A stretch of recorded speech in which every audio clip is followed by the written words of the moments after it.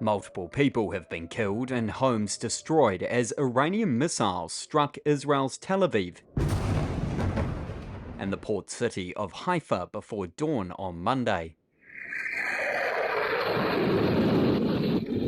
It prompted Israel's defense minister to warn Tehran residents would pay the price, and soon.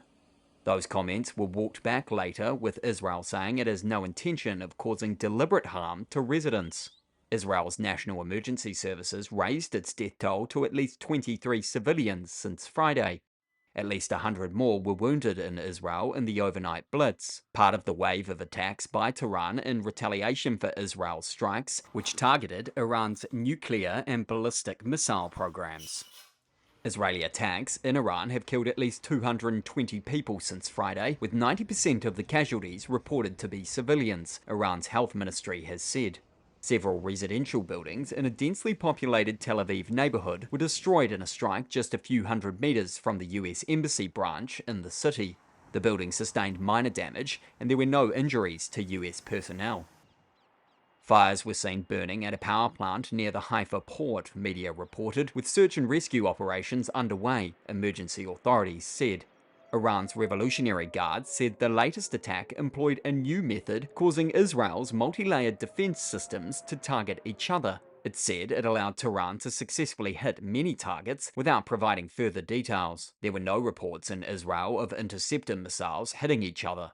Israel's military said on Monday it had struck again at command centers belonging to the Revolutionary Guard and Iran's military.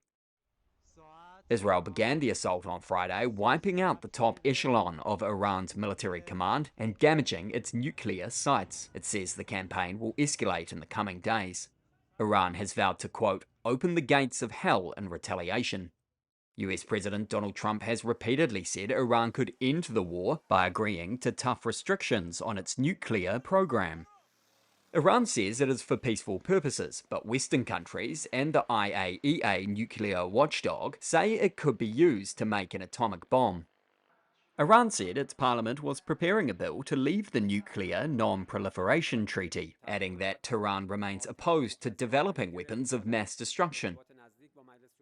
Israel is presumed to have a sizable nuclear arsenal, but neither confirms nor denies it. It is the only Middle East state that has not signed the NPT.